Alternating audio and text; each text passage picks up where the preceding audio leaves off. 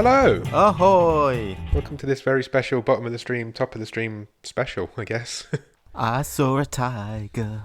Oh yeah, that was nice. I'm addicted to that song. I've not stopped playing it for like 2 weeks now. Really? Yeah, it's mad. Oh, that's impressive. It'll be on your year-end stats on Spotify or whatever. It will, yeah, it'll come up. You've been playing this song too much, stop it.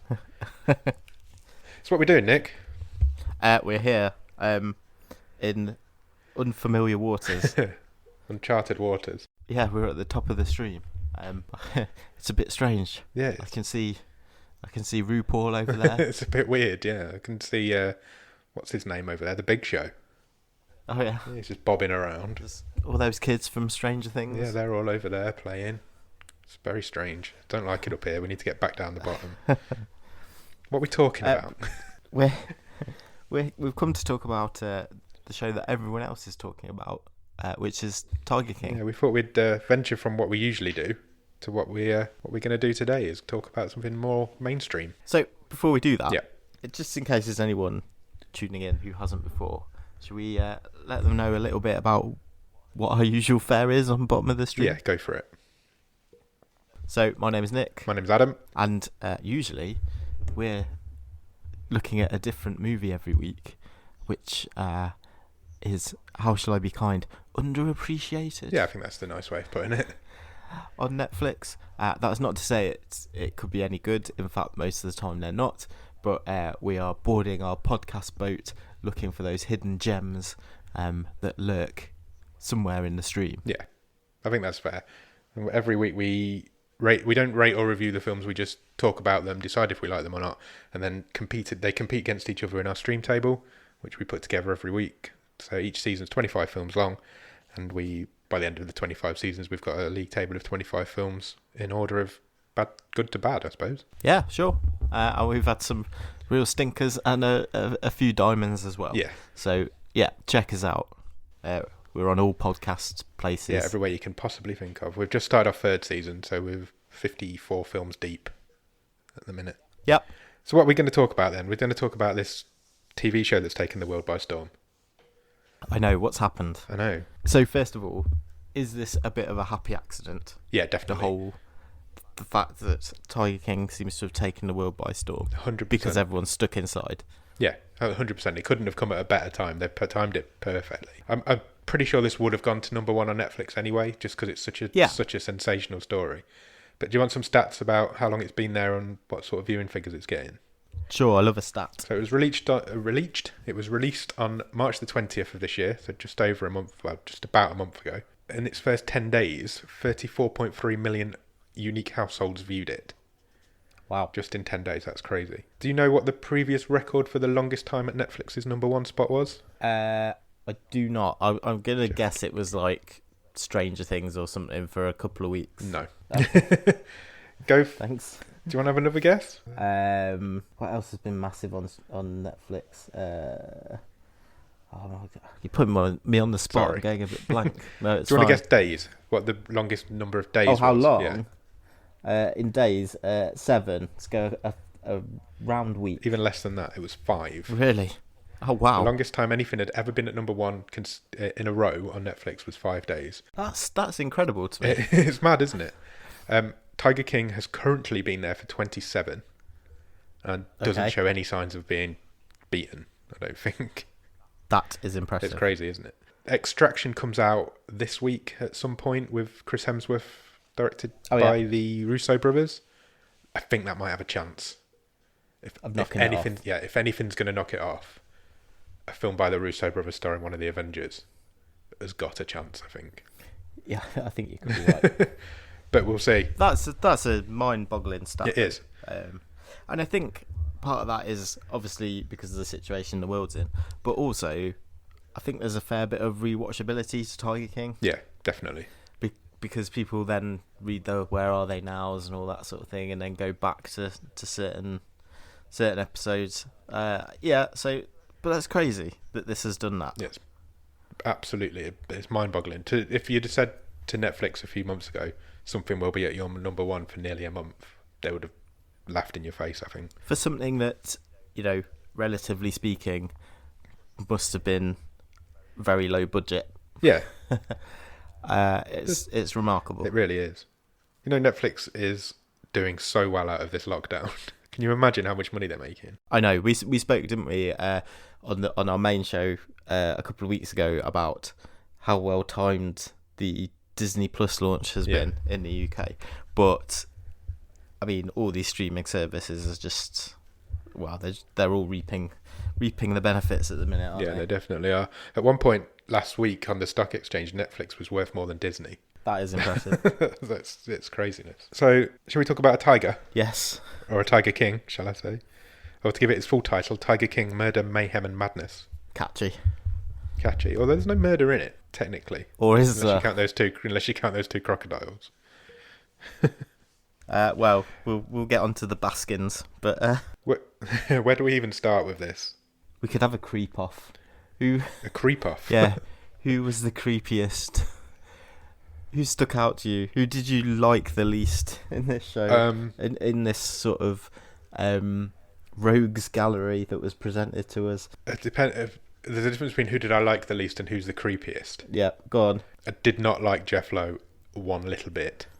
Absolute scumbag. Scumbucket. Scumbucket. I like that. I'm using that. Yeah, he was not a nice guy. But the creepiest was definitely Doc Antle. I would 100% agree. He was just a creepy weirdo. How many wives did he have? Like 7? Many wives. Yeah, this is that whole sort of slimy ponytail, pot belly, greaseball, and you know, he wasn't doing much different to Joe. He just had a bit more money, a nicer park, better contacts, but you get the feeling this story isn't quite over, and he could certainly be in a lot of trouble.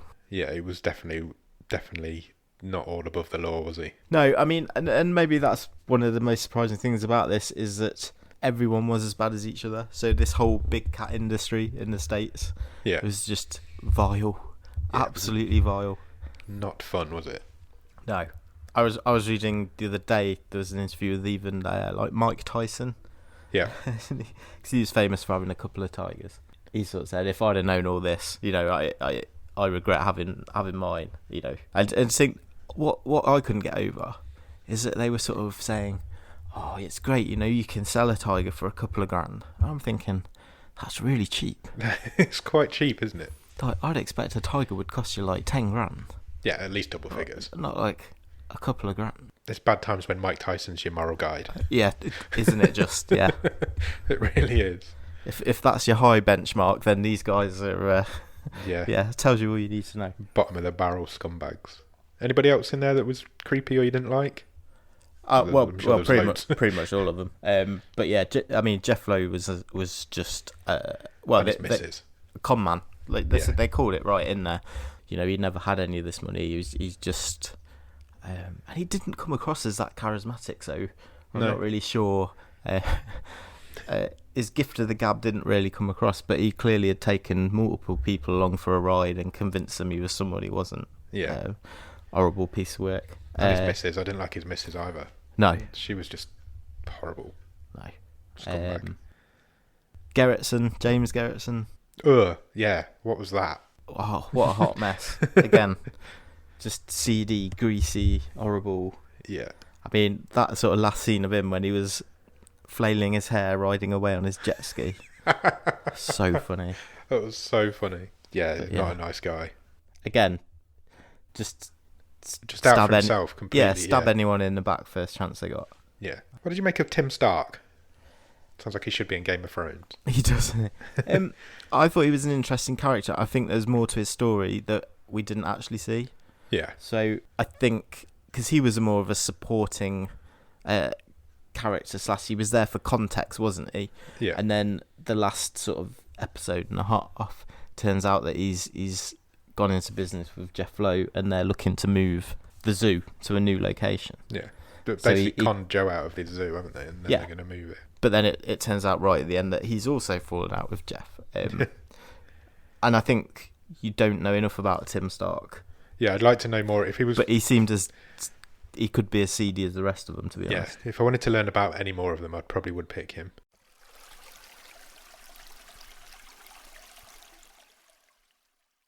Was there any good guys in there? Anybody like you quite liked? I liked the head zookeeper. Oh, the rock star guy, Yeah, the surfer dude. Eric Cowie. Yeah, I thought he was one of the few to come across very well. Yeah, he came across. But most of Joe's employees did. The ones people who worked because for they cared for the animals. Yeah, because they were just animal lovers, weren't they? Yeah. Just taken along for the ride by this creepy, weird. And they were there doing they were there doing their job. They didn't have a bigger part in this whole Didn't have an agenda scheme. or anything. Yeah. Like people like John Renke as well, with the guy with no legs. Yeah, he was fine. And Saf. Yeah. They came across really well. I did really like him. Was it Eric? Did you say the head zookeeper? Because he said, you know, he was jobless. He didn't have much going for him, and he found a purpose, didn't he, looking after these animals? Yeah. So Joe basically was taking people off the streets, paying them next to no money. Yeah. No feeding qualifications. Them the same food he was feeding the tigers. Yeah. And giving them a place to live, basically. Yeah. And those three names we mentioned there, they all came across as genuine, and they were obviously they're definitely the pretty good guys horrified of how it turned out. Yeah, they're definitely the good guys in that show, aren't they? What about Joe's husbands, pluralised? Yeah, what an interesting trio. John Finlay. Let's start with that guy. Why the hell didn't he wear a shirt? All the way through. Just never put a shirt on. He's got tattoos, I guess you show him off, but...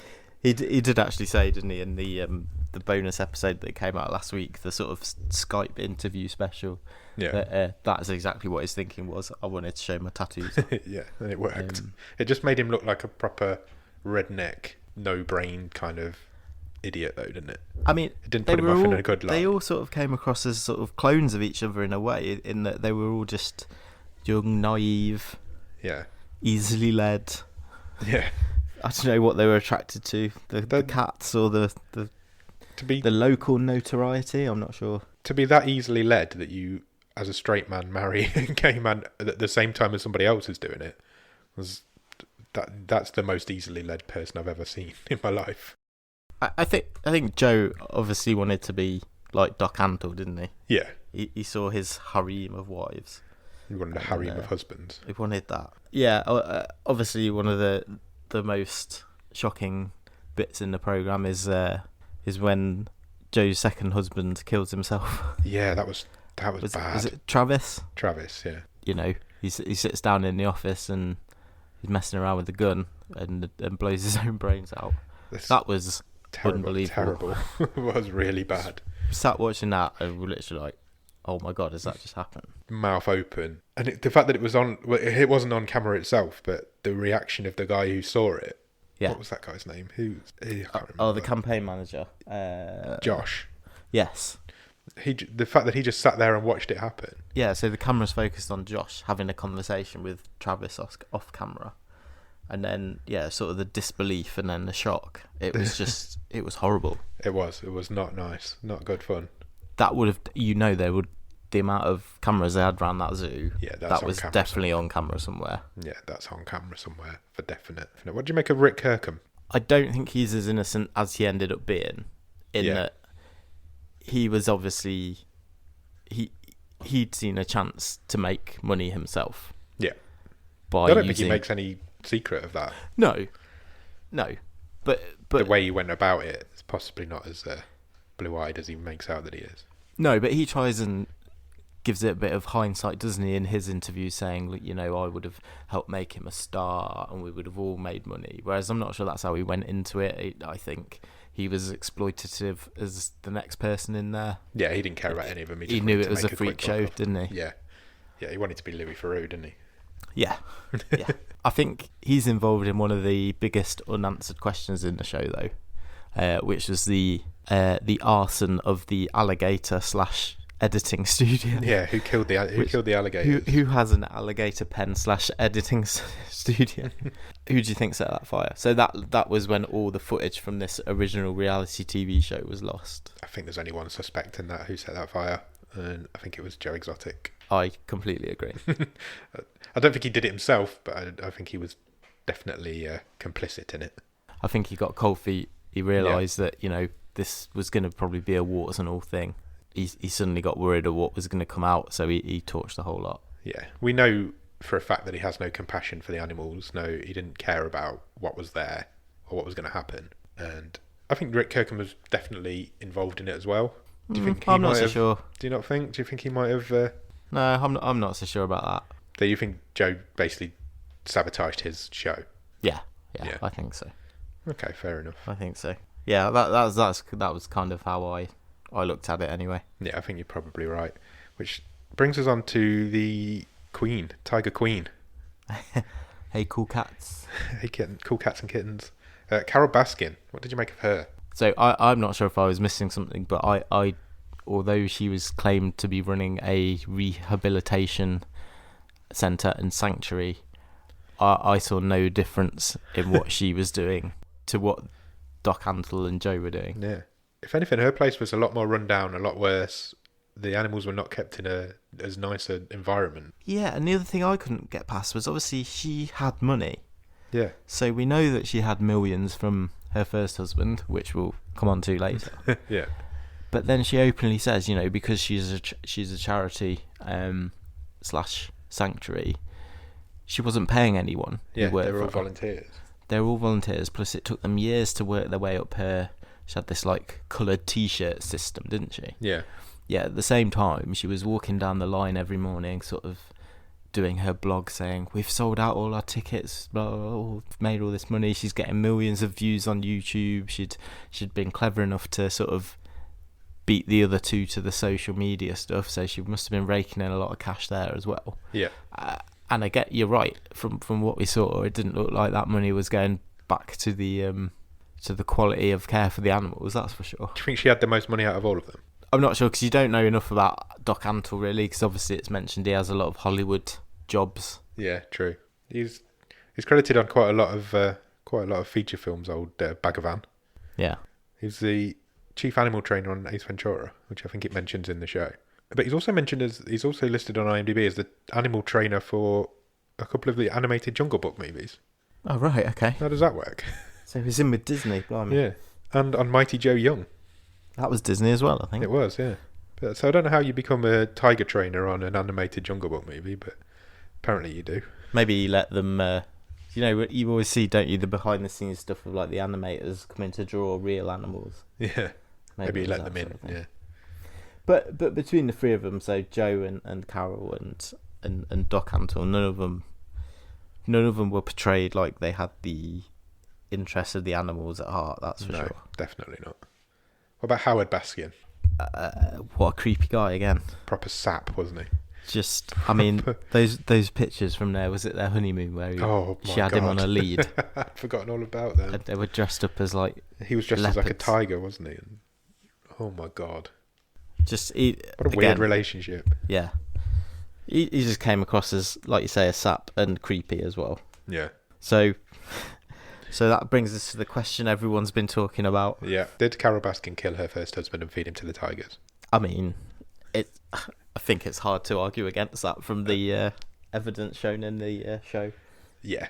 I think you're right. I think there's definitely an argument there that you could make. Joe was obviously convinced she did. I suppose putting many that aside for a minute, one thing we know did happen was that her and her father broke into her first husband's offices after he disappeared. Yeah. And changed his power of attorney and changed his will so that everything went to her. Yeah.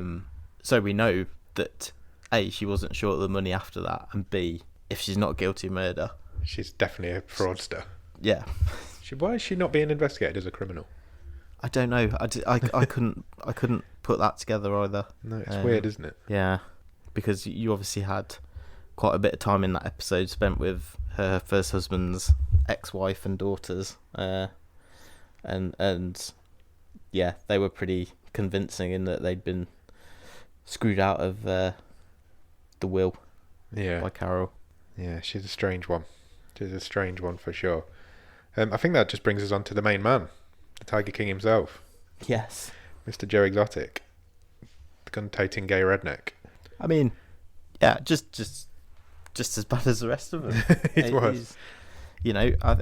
I think my read on him was within his sort of small world, before like people like Jeff Lowe, Doc Antle, Carol Baskin, before that all sort of started kicking off, he was obviously able to manipulate at a certain level locally, but then he was quickly found out when his world expanded, to put it that way, and he was found out to not be quite as clever or manipulative as these other guys, I guess. Yeah, definitely. I think he got out of his depth, didn't he, quite quickly? Sure. And probably by taking on Carol, he managed to get himself into that world. Yeah. And that's what exposed him for the craziness. His life is mental. It's batshit crazy. Oh, completely. But he took the wrong person on. He took her on. He didn't have the, finances to take her lawyers on, and the way he went about it, trying to discredit her, was just, wow, stupid. It's like Trump-esque, isn't it? Just it's accusations without any evidence. It's. Do you think he'd have made a better president than Donald Trump? I think it would have been.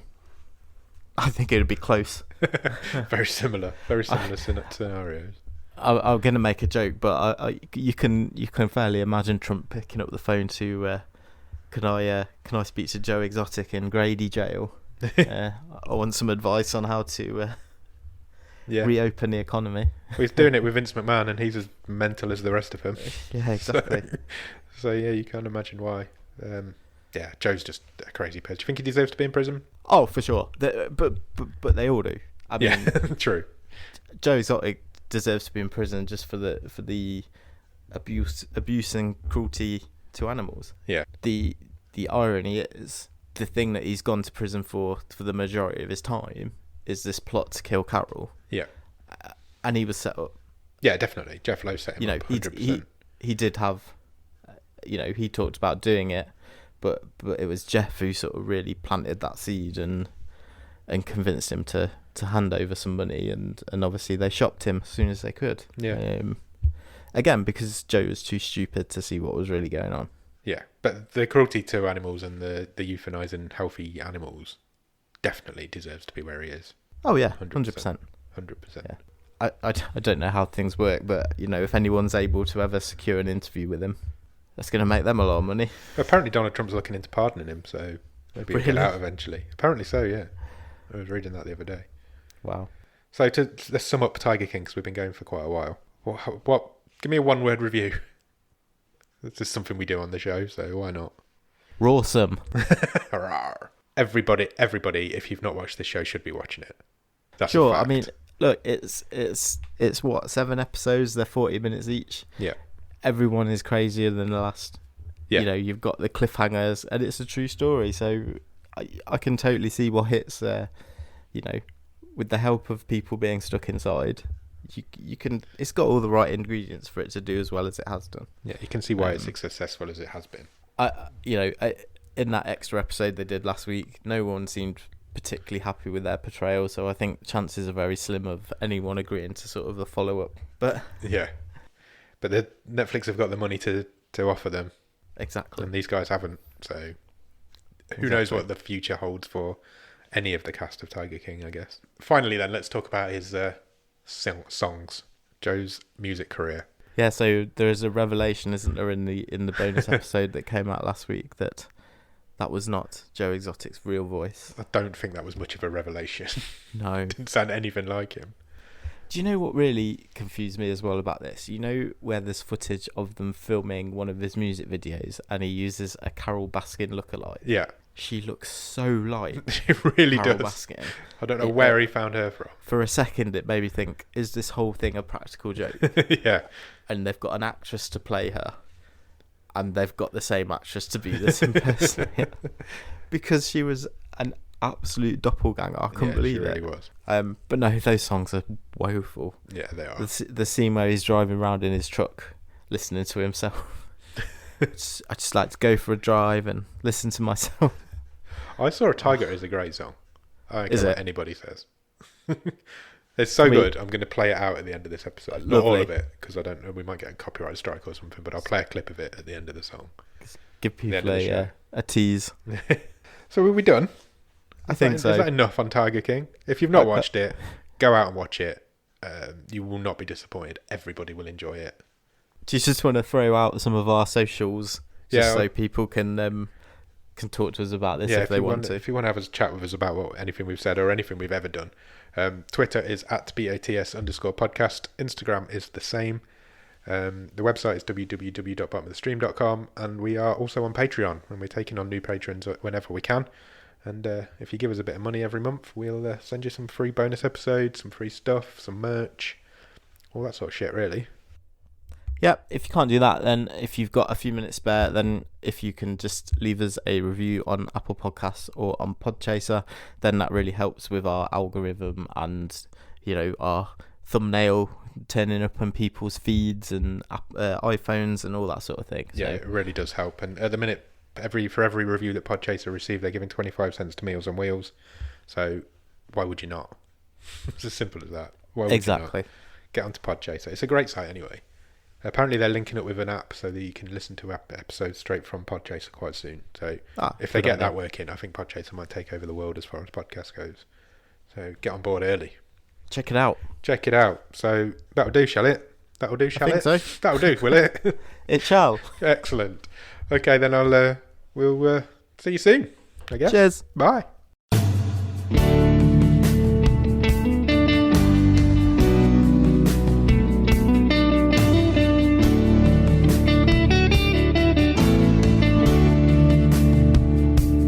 Tell all the hunters to lay down their guns. Tell them that the tiger needs a little bit of love. Let them run the jungle, let them roam their land. Then stand back and marvel, what a beautiful cat. 'Cause I saw a tiger